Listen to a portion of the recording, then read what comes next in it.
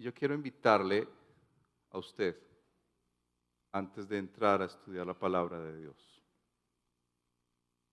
a orar otra vez, pero por su vida. No sé cómo inicia este año y quiero invitarle a que pongamos delante de Dios nuestras vidas. Cierre sus ojos y si hay algo, preocupación, inquietud, carga, temor, angustia, gratitud, lo que haya en su corazón, póngalo ahora delante de Dios.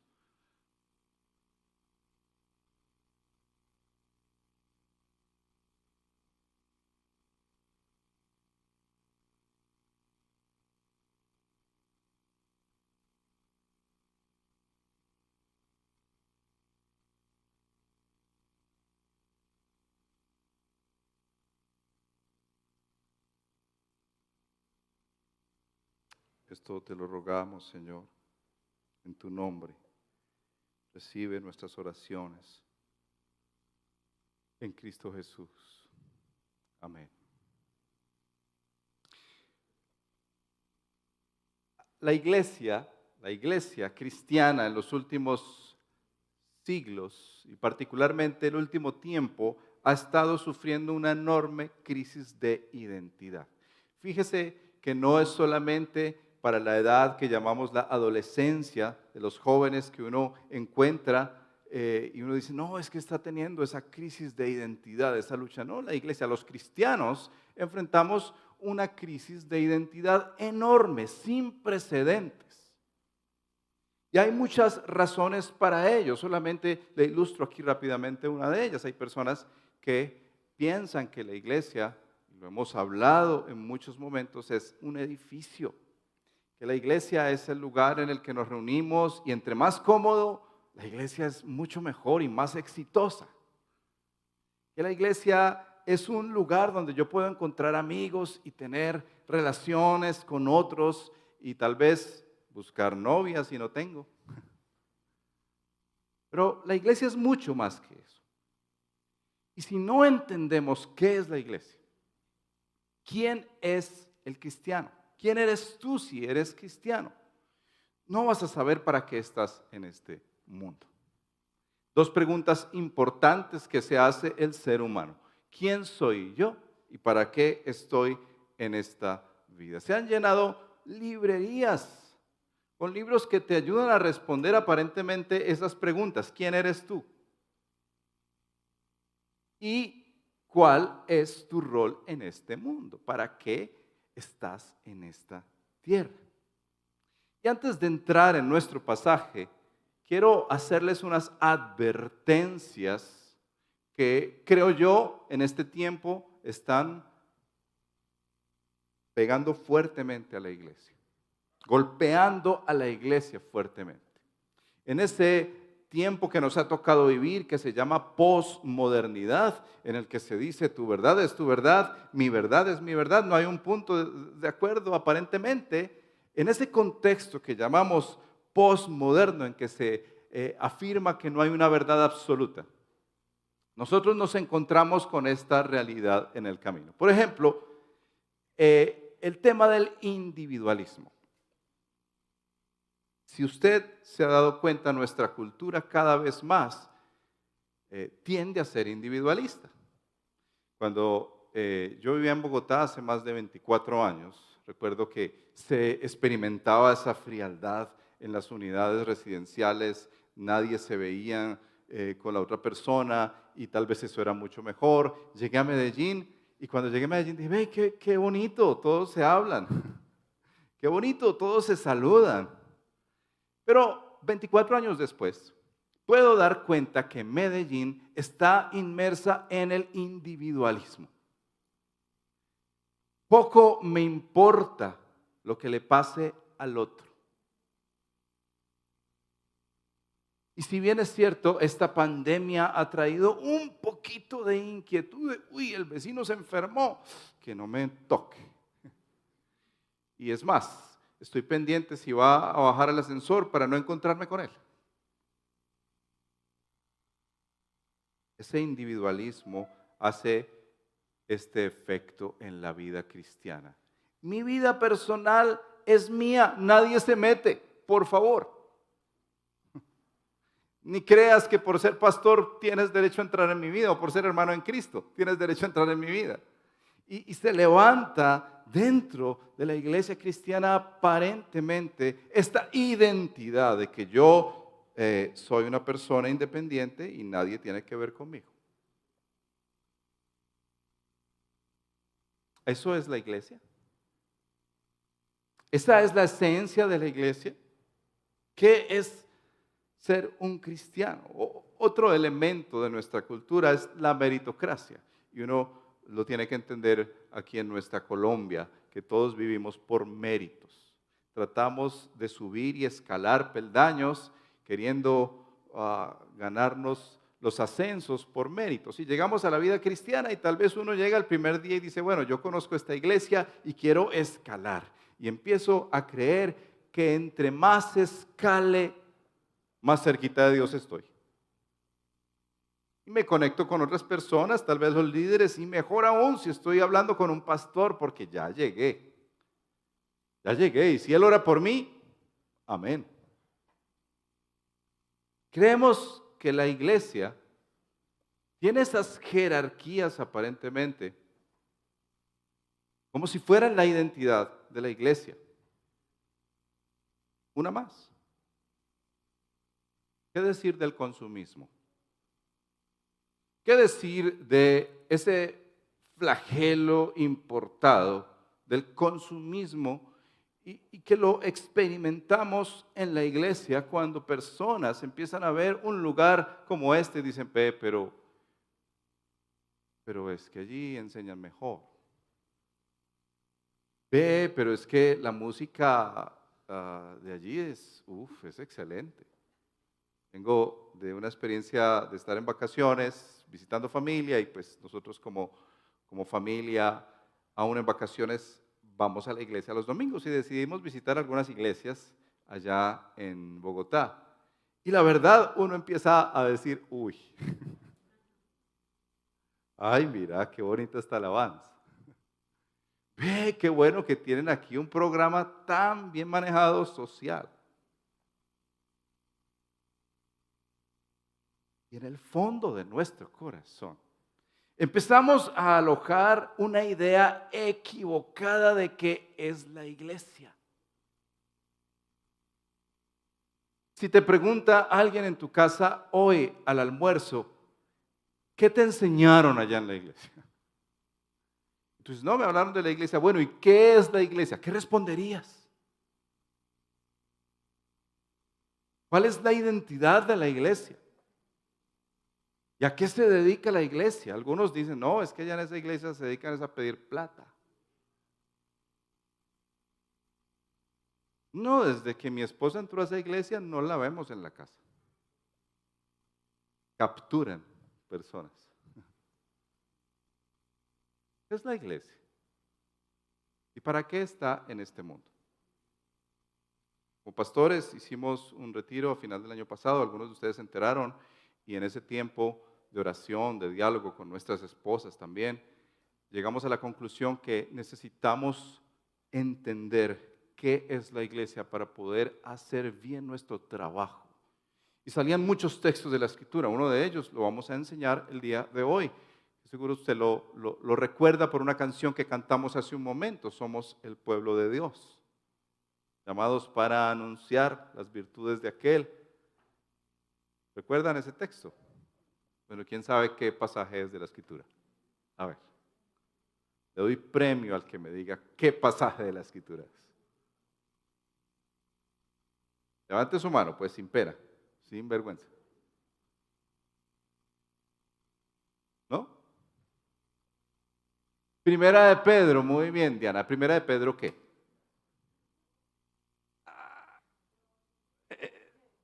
¿Dos qué? Vamos a estudiar Primera de Pedro capítulo 2, versos 9 y 10. Abre tu Biblia, por favor, vamos a leer juntos. Primera de Pedro capítulo 2, versos 9 y 10. Y leo para ustedes en la Nueva Versión Internacional. Pero ustedes son linaje escogido, real sacerdocio, nación santa, pueblo que pertenece a Dios para que proclamen las obras maravillosas de aquel que los llamó de las tinieblas a su luz admirable. Ustedes antes ni siquiera eran pueblo, pero ahora son pueblo de Dios. Antes no habían recibido misericordia, pero ahora ya la han recibido. Hay varios peros, ¿cierto? Ahí hay por lo menos 3 peros. Pero ustedes son el siguiente pero ahora, y el tercero, pero ahora. Y hay un para que nos da el propósito. El apóstol Pedro escribe esta carta. Para los estudiosos de la Biblia, podrán dar cuenta que escribe esta carta a gente que ha estado dispersa y ha sido esparcida en ese nuevo mundo en el que se escribieron estas cartas, no porque querían encontrar un lugar mejor para vivir o porque se iba a subir un gobierno de izquierda o de derecha y teníamos que sacar los recursos e irnos para otro país. No, ellos fueron expatriados por ser cristianos. Sencillamente porque un día dijeron, nuestro emperador y nuestro rey es Cristo. Y en un contexto en el que los emperadores se sentían dioses, imagínate que un grupo de personas digan, usted no es nuestro emperador. Eran víctimas. Tuvieron que ser esparcidos. Hechos capítulo 8, versos 1 cuenta cómo ellos fueron esparcidos. Y de ahí hordas de cristianos fueron esparcidos en ese nuevo mundo con propósito de parte de Dios para que llevaran las buenas noticias a lugares donde no habían escuchado el Evangelio. Pedro le escribe a una iglesia que está sufriendo. Las razones de su sufrimiento son diferentes a las nuestras. Ellos sufrían por ser perseguidos, por decir Cristo es mi Señor, como les mencionaba, a tal punto que ellos tenían que utilizar métodos para identificarse como cristianos. No sé si has leído historia de la iglesia. Ellos en algunos casos hacían, ustedes saben que el pescadito ese que aparece a veces en unos carros representa Jesucristo. Ictus es la palabra. Algunos hacían en el polvo, en la tierra, hacían la primera parte del pescadito y otros hacían la segunda parte del pescadito para identificarse si eran cristianos. Si no la hacía, no era cristiano. O lo que llamamos en la tradición de la iglesia católico-romana, lo que era hacer la señal de la cruz. Algunos, de ahí viene, hacían esta señal y otros hacían esta otra señal que simbolizaba, eres cristiano. Había muchas maneras en que ellos tenían que entenderse como cristianos porque si se identificaban públicamente, morían. Cuentan de Nerón que él pensaba que los cristianos estaban levantándose, un gran grupo estaba en contra de su imperio, y lo que hizo Nerón fue matar cristianos, empalándolos, si no entiendes la palabra, búscala, empalándolos y quemándolos como si fueran unas, ¿cómo se llama eso? Unas antorchas humanas. Entonces, el pueblo cristiano de aquel entonces sufría de otras cosas diferentes a las nuestras. Imagínate que tú tuvieras aquí en Medellín que decir que eres cristiano y por eso te encarcelaran y te mataran. Tú lo dirías, con sinceridad.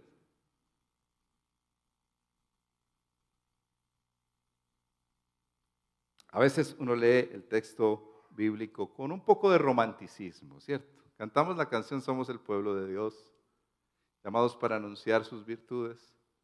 Pero cuando uno entiende un poco el contexto, uno dice, uy, tremendo, tremendo.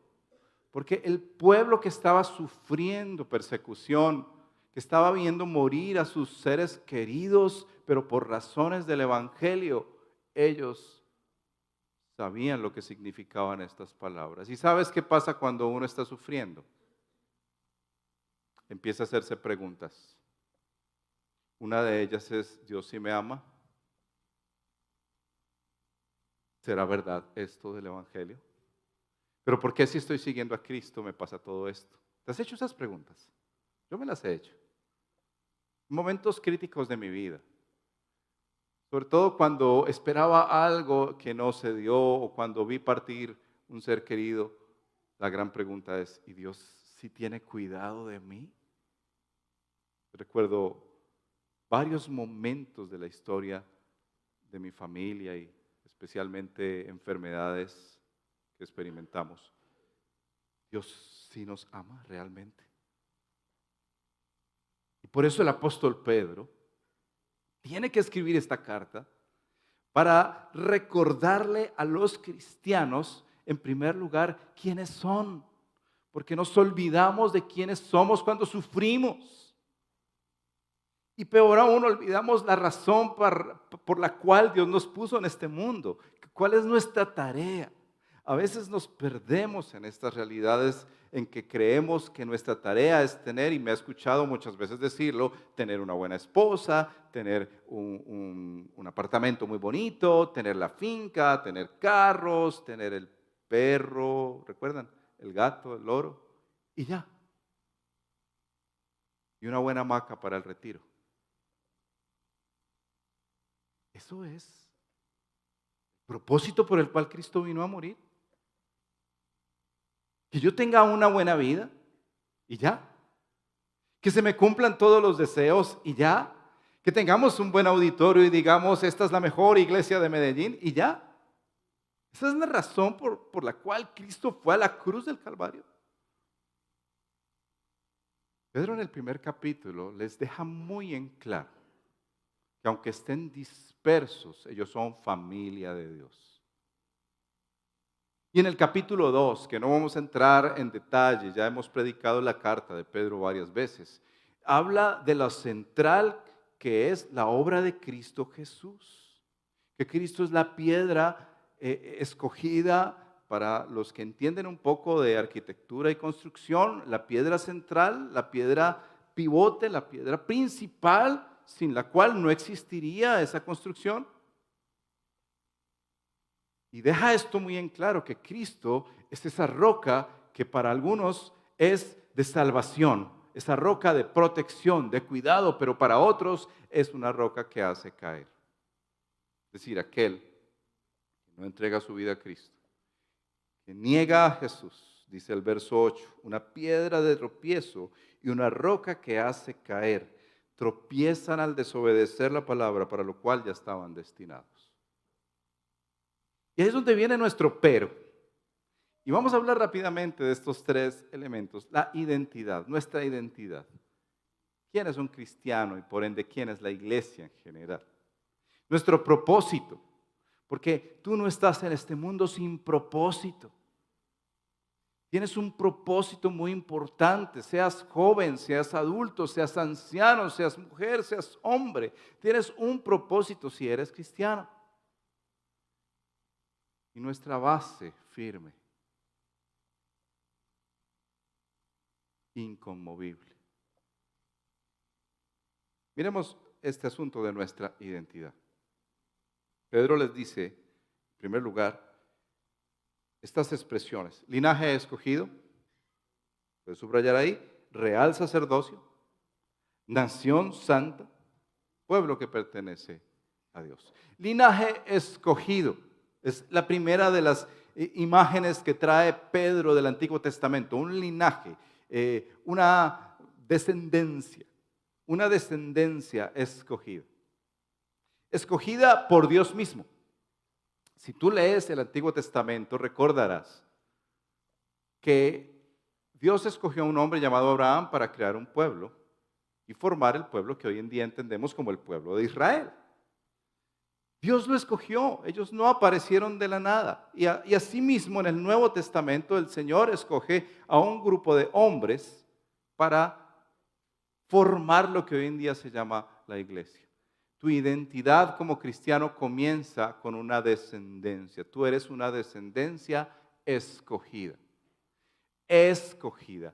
escogida de entre las naciones. El Señor te escogió a ti. Por esa razón, me gustaba mucho como Juan José mencionó el saludo, que aquí hay personas de la costa, hay personas de Medellín, personas de Bogotá, personas de diferentes lugares de Colombia, hay extranjeros, porque Él escoge de diferentes naciones y nos trae a ser parte de su familia, parte de la familia de la fe. Nosotros somos una familia. Eso es lo que implica el linaje escogido, pero es familia en Cristo, familia de fe. Y me sorprende mucho porque esto va en contra de la meritocracia. Yo no llego a ser cristiano porque hice puntos. Yo no llego a ser cristiano porque me porté bien en diciembre por primera vez. Amén. Entonces Dios me ama porque me porté bien. Yo llego a ser cristiano por una decisión unilateral de Dios. Él te escogió. Él decidió estar contigo. Otra vez me sorprende que Él quiera estar con este pecador. Otra vez me sorprende que Él haya querido escoger a Ana como parte de su familia y que ahora esté con ella.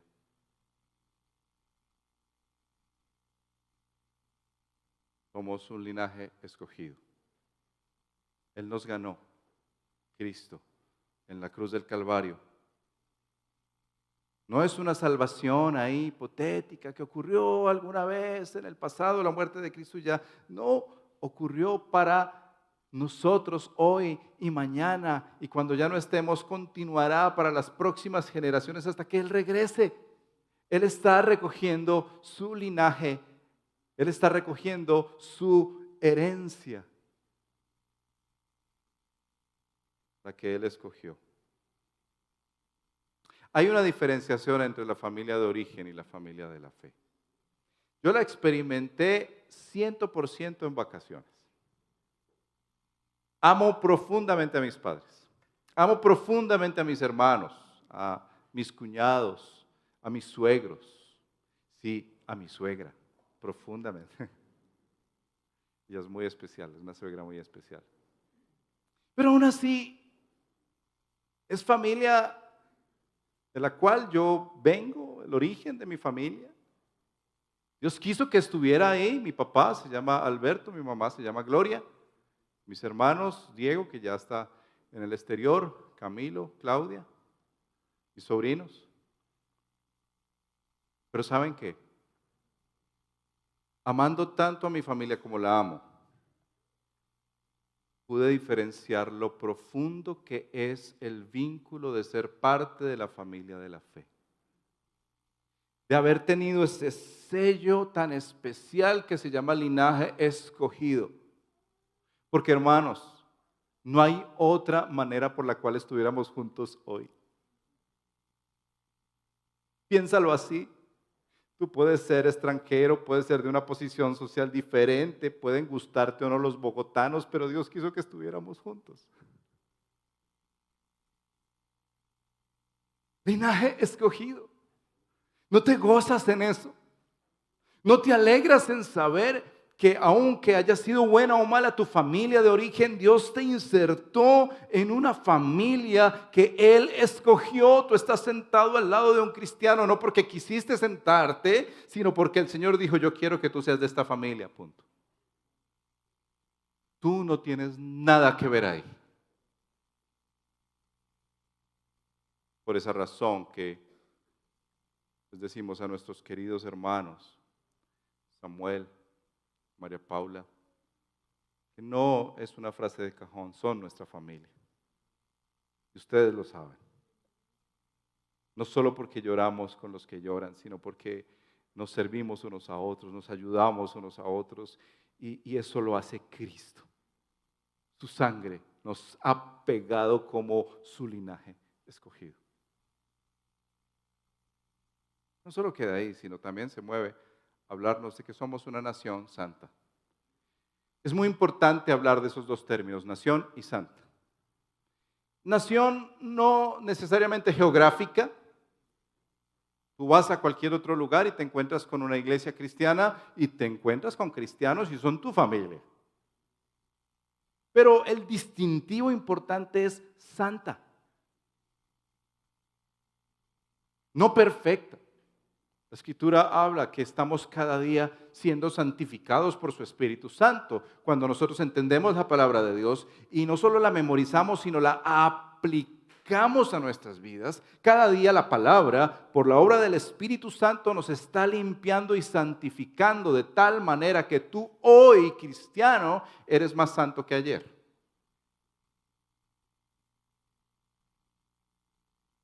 Ese distintivo importante de ser nación santa nos marca para entender no solamente nuestra identidad, sino nuestro propósito. Quienes han viajado a otros países, aquí hay un amigo muy querido de Juan José y nuestro también, que viene de España, con toda seguridad, él se estará sintiendo en familia, espero. Porque así sentiríamos nosotros si vamos a su iglesia en España. Somos una nación santa. Yo he estado en otros lugares y lo primero que pienso, y le digo a mi esposa, ¿dónde nos vamos a reunir? Porque allí queremos estar con la familia, queremos estar con esa nación que se está cada día alcanzando para la gloria de Dios. Tenemos un lenguaje, y ese es el lenguaje del Evangelio. Puede que no hables inglés, puede que no hables mandarín o cualquier otro idioma, pero cuando te encuentras con un cristiano, ahí está el lenguaje del Evangelio. Que cada día se articula por la palabra y su Espíritu Santo. Nosotros somos ciudadanos de otro reino, dice su palabra, que Cristo nos ganó para tener esa ciudadanía. Así tú la estés queriendo lograr por allá en Portugal o en otros países, tú ya tienes una. Y tú la has logrado solamente por la obra de Cristo y confiar en Él. Somos una nación santa. En tercer lugar, menciona nuestra identidad. No es solamente ese linaje escogido, nación santa, pero también un real sacerdocio. En el Antiguo Testamento se recuerda que existía un sumo sacerdote. Un hombre que iba y entraba al lugar santo por el pueblo de Israel, en representación de ese pueblo, y hablaba con Dios, pidiendo perdón por los pecados del pueblo, y salía para decirle al pueblo las buenas noticias, el perdón de los pecados. En Cristo Jesús, nuestro sumo sacerdote, según Hebreos, y el gran sacerdote, quien intercede por nosotros, según Romanos capítulo 8, Él está intercediendo constantemente entre nosotros como nuestro representante humano ante Dios. Nos hizo también sacerdotes a los cristianos. Real sacerdocio. Más arriba, Pedro lo explica un poco más en los versos 4 en adelante. Dice, Cristo es la piedra viva, rechazada por los seres humanos, pero escogida y preciosa ante Dios. Al acercarse a Él, también ustedes son como piedras vivas con las cuales se está edificando una casa espiritual. De este modo llegan a ser un sacerdocio santo para ofrecer sacrificios ya no terrenales, ya no de animales, sino espirituales, que Dios acepta por medio de Jesucristo. Real sacerdocio. Tu identidad es que eres un sacerdote real delante de Dios. Y en primer lugar, eso nos dice que tú tienes acceso a Dios en cualquier momento.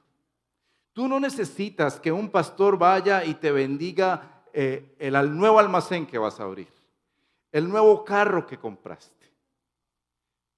Tú eres, si eres una persona que ha entregado y confiado en la obra de Cristo, eres un sacerdote.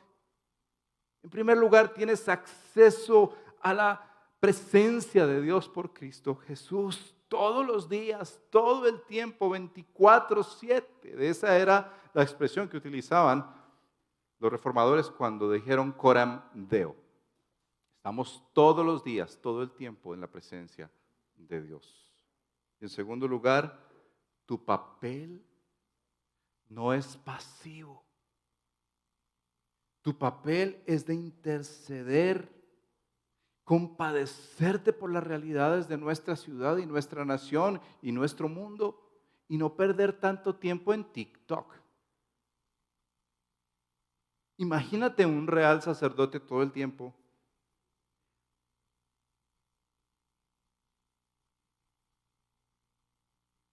toda tu vida. Si has confiado en Jesús, eres un sacerdote. De hecho, los reformadores hablaban mucho del sacerdocio de todos los creyentes, al punto de que no es que tú escalas para llegar a ser un pastor o escalas para llegar a ser un líder de la iglesia. Yo quiero ser un anciano de la iglesia y todos estos nombres de los siervos de la iglesia. No, tú ya lo eres. Tú ya lo eres para tu familia. Ya lo eres para esta iglesia. Ya lo eres para este barrio. Tú eres un real sacerdote y tu servicio espiritual en adoración le agrada a Dios. Realmente dice que es un pueblo adquirido por Dios.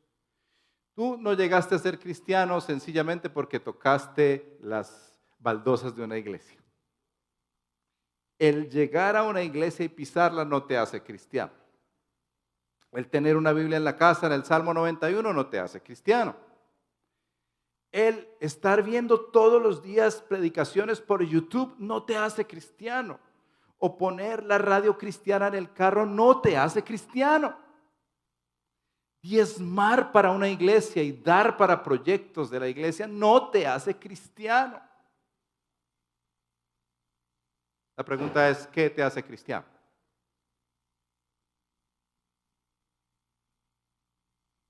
¿Y qué le responderías si es la segunda pregunta que te hacen en el almuerzo? ¿Qué te hace cristiano a ti?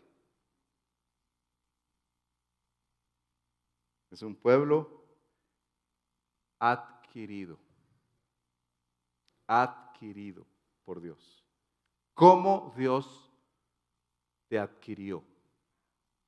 ¿Cómo Dios te compró según esa palabra redención que tiene que ver con la esclavitud? Alguien esclavo que es comprado. ¿Cuánto le costó a Dios adquirirnos? Toda la sangre de su amado Hijo.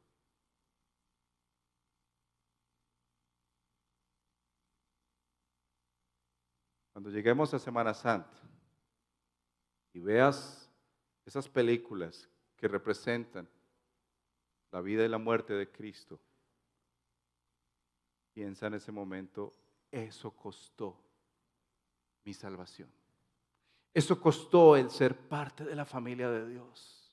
Eso costó el ahora tener no solamente un presente de cuidado y bendición de parte de Dios, sino un futuro. Somos un pueblo adquirido, ganado, comprado a precio de sangre. Es tan fácil recordar esas escenas y pensar, ay, sí, murió el Hijo de Dios. Solo hasta que nos golpea tan profundamente la muerte de alguien es que sentimos, uy, ¿cómo debió haber sido que el Padre entregara a su Hijo? Nosotros pecadores. El costo cósmico por la salvación. ¿Cuánto vale la sangre de un hijo? Ahora, ¿cuánto vale la sangre del Hijo de Dios? Nuestra identidad no está en tener lugares hermosos. No está en decir, ay, estoy en la mejor iglesia de Medellín porque está en el poblado. Nuestra identidad está en que nosotros somos, como dice su palabra, un linaje escogido. Un real sacerdocio, una nación santa, un pueblo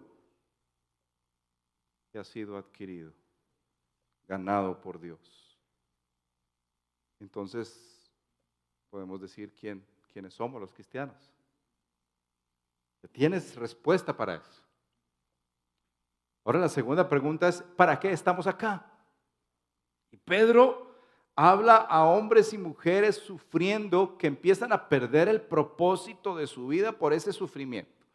Y Dios mío, ¿y por qué ocurrió esto? ¿Y ahora qué va a pasar en el futuro? Y los temores que vienen hacia el futuro con los sufrimientos.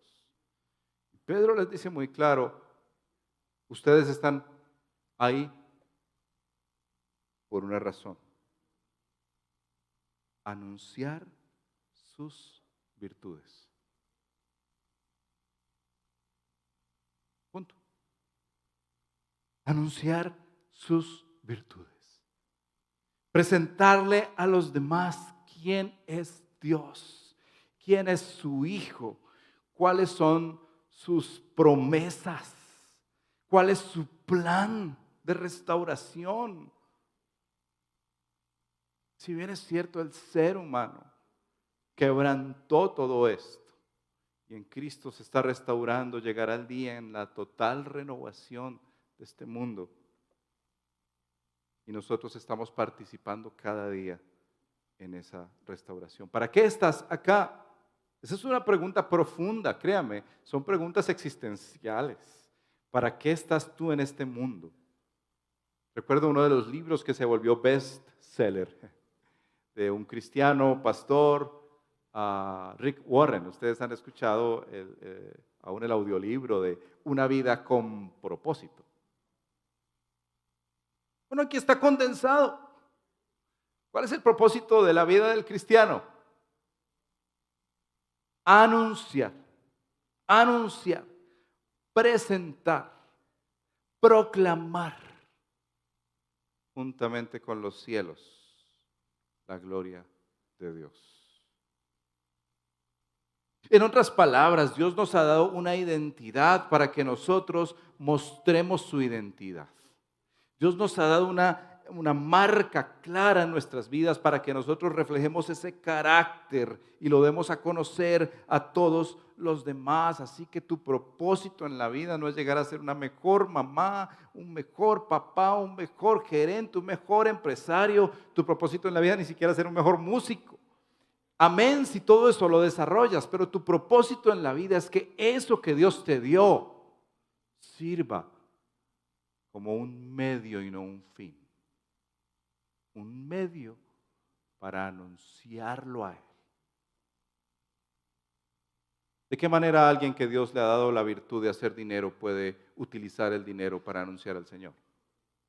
¿De qué manera una mamá que ha decidido estar en casa y hacer homeschooling con los niños anuncia quién es Dios? ¿De qué manera un empresario que ha entregado su vida a Cristo y que genuinamente quiere hacer las cosas bien utiliza esa empresa para anunciar las virtudes de Dios? Recuerdo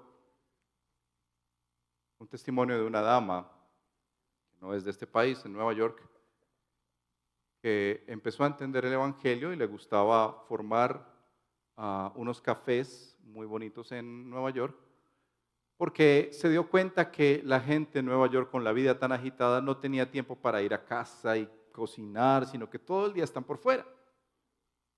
Y esta mujer un día entendiendo el Evangelio y que ella anuncia las virtudes de Dios, decidió poner en cada café lugares tan cómodos, lugares tan honestos, lugares tan acogedores como si fuera un hogar para mostrarle a la gente, cristiana y no cristiana, que Dios es un Dios que hospeda, que Dios es un Dios que recibe, que cuida, que nutre, que alimenta, que protege. ¿No les parece utilizar algo como medio para un fin y no un fin en sí mismo? Porque puede ser que tú estés usando tu dinero como un fin en ti mismo o un medio para tú financiar una vida de pecados.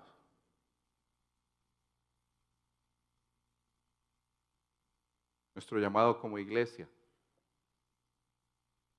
en primer lugar, a entender quiénes somos para poder cumplir con el propósito de por qué estamos aquí.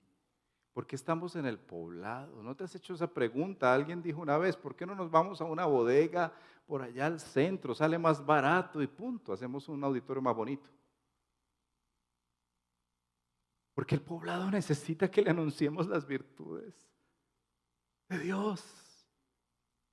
¿No te parece que esos edificios que se ven tan organizaditos, tan bonitos ahí, hasta marcados, tan especiales, necesitan conocer a Dios? ¿No te parece que es un pueblo que aparenta estar bien, pero por dentro se está destruyendo? Anunciemos sus virtudes. Si tú eres quien dice el Señor que eres, entonces la consecuencia natural será que harás lo que Él dice que harás. Si tú eres real sacerdocio, nación santa, pueblo adquirido por Dios, un linaje escogido, entonces anunciarás sus virtudes. Tú no vas a anunciar algo que no aprecias, ni algo que no crees. Y con temor y temblor te digo esto, tal vez si tú no le anuncias es porque aún no eres pueblo. Tal vez si tú no le anuncias es porque no le conoces. Porque quienes conocen al Señor, quienes le hemos conocido profundamente en crisis, porque casi siempre es en crisis, no he visto el primero, genuina y honestamente, que diga que en los momentos buenos quiso conocer a Dios, siempre es en una crisis. En un momento difícil de la vida que uno dice, yo ahora, ¿qué hago? ¿Para dónde voy? Y el Señor viene al encuentro. Cuando uno descubre la maravilla de quién es Dios y quién es su Hijo y entiende qué es ser un cristiano, alguien que es perdonado, que es salvado, ¿cómo no va a querer compartir esa bendición con otros?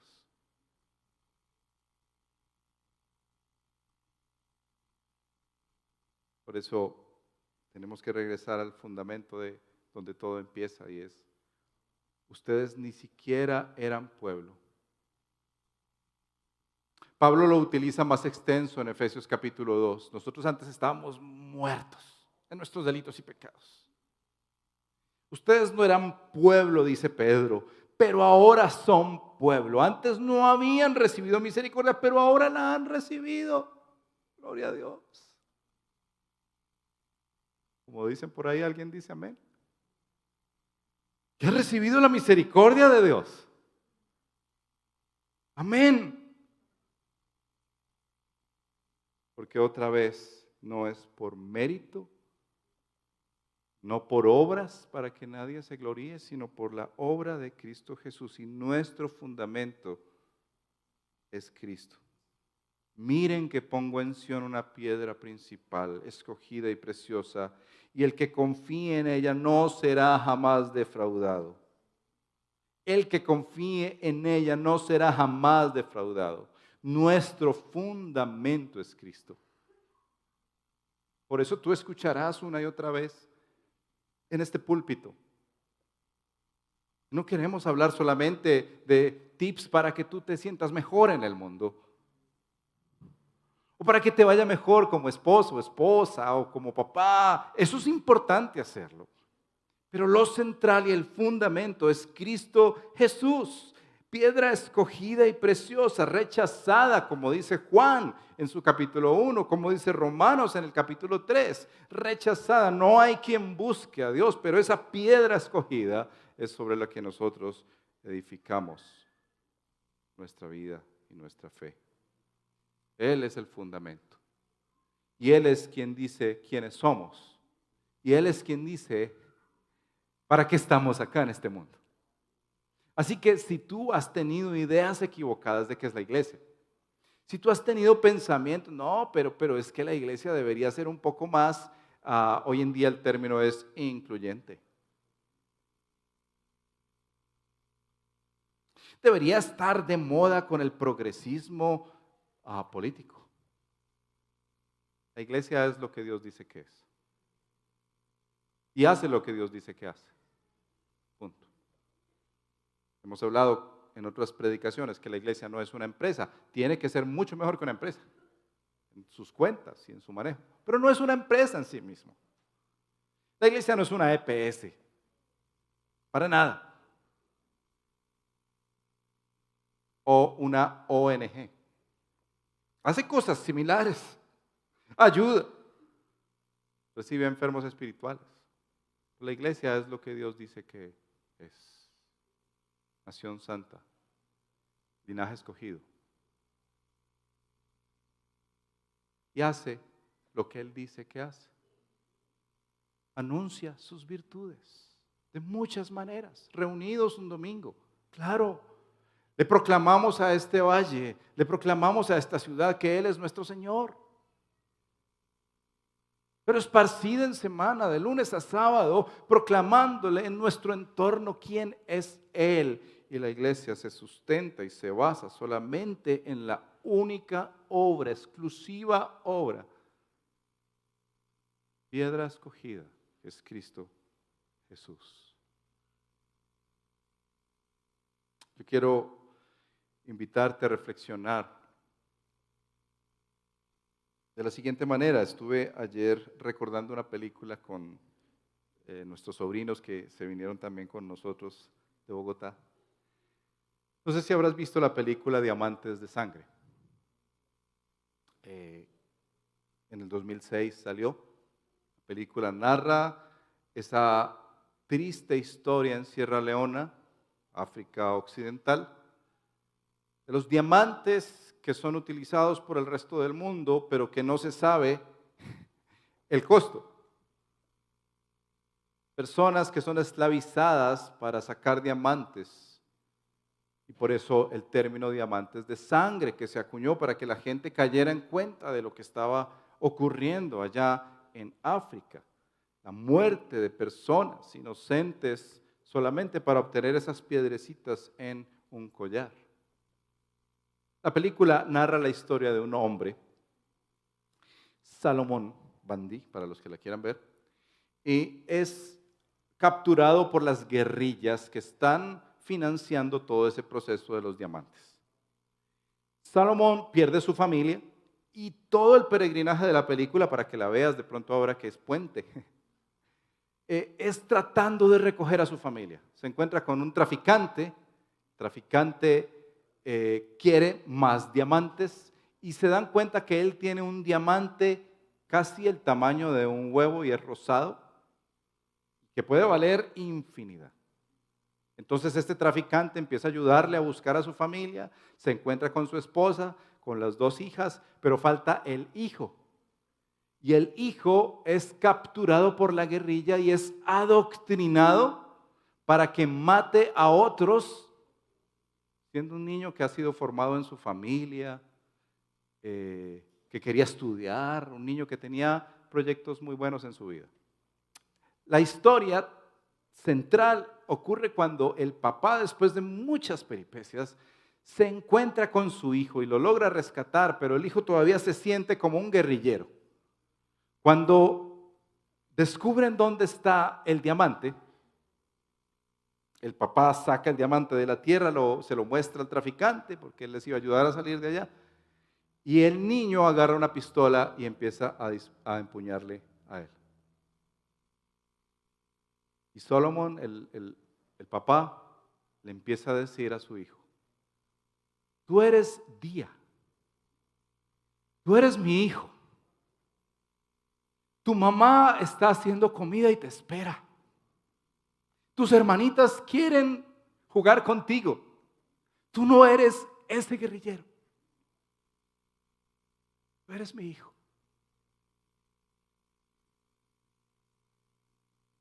Yo vi esa escena. Yo tuve que regresar a recordar por qué Pedro tiene que decirle a gente que está sufriendo: tú eres nación santa. Tú eres pueblo adquirido. Tú eres real sacerdocio. Tú no eres lo que el mundo te dice que eres. Y si alguien en este día ha estado perdiéndose por el dolor, por la amargura, por la tristeza, por la desolación o por el pecado y se ha olvidado de quién es, hoy el Espíritu Santo te recuerda: tú eres un linaje escogido. Precio de sangre te compró Cristo. Tú eres un real sacerdocio. Tú no eres esos pecados. Y tú te has acogido a la obra de Cristo. Tú eres nación santa. Por la gracia y la misericordia del Señor, quiere hacer lo que hizo en esa película ese director, ese muchacho, salió de su enredo mental, de su adoctrinamiento, comprendió que era hijo, comprendió que era parte de una familia. Pero si tú, después de haber escuchado todo esto, fondo de tu corazón, conoces que no eres parte, yo te quiero decir que Cristo te invita por su sacrificio a ser parte de su familia. No es por méritos, pero sí necesitas reconocer tus pecados.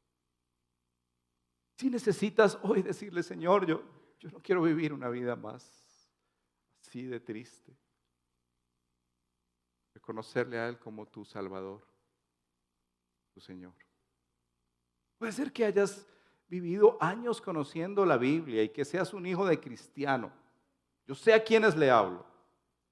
Puede ser que lleves muchos años viniendo a la iglesia, pero tal vez en el fondo de tu corazón todavía no has entendido ni has escuchado realmente que Cristo te ama tanto que Él fue a la cruz por ti.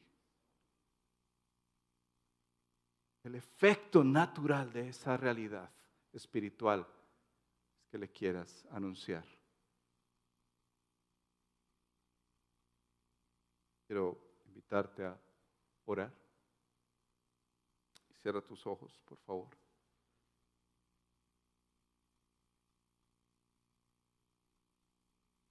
Y lo primero que quiero pedirte, aún antes de que suene una nota musical, es que le respondas al Señor lo que Él te ha dicho.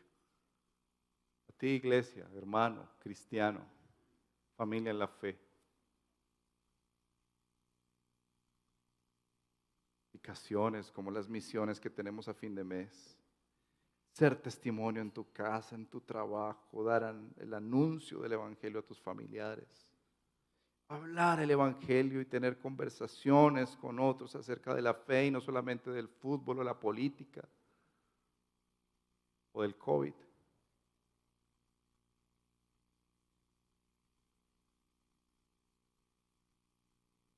Pero si es tu primera vez que entiendes el mensaje de salvación en Cristo Jesús, yo quiero orar por ti en primer lugar.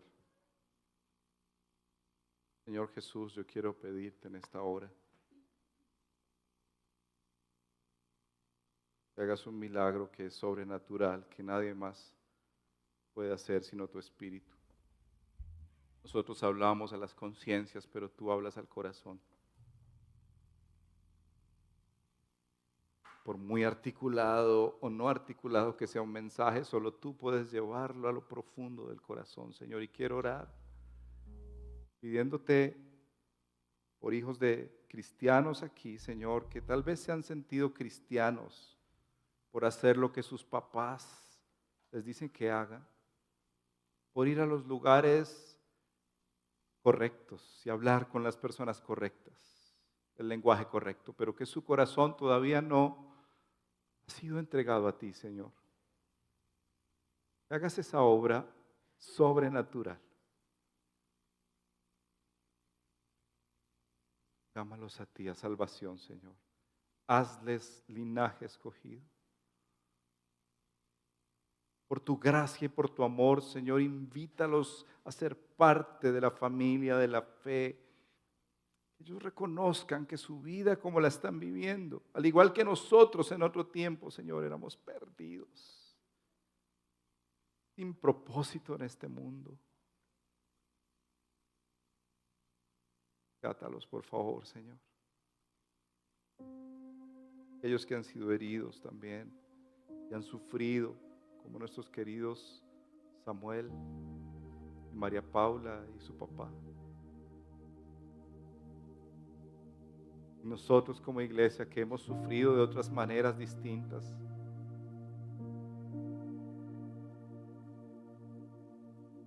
no por pecar, como dice Pedro, ese sufrimiento trae castigo, sino por llevarte a ti, Señor, en alto. Hoy, Señor, recuérdanos quiénes somos. Lo que tú dices que somos, nadie puede quitarlo, Señor. Somos tus hijos. En Cristo Jesús somos de tu familia. Entonces, Señor, podemos entender y reflejar tus virtudes. Pastorea nuestro corazón, Señor, por favor. Pastoréanos como buen pastor de nuestras almas. Recuérdanos. Somos tus hijos, Señor. Somos tu pueblo, nación santa, pueblo adquirido por Dios, real sacerdocio, linaje escogido para tu gloria, Señor.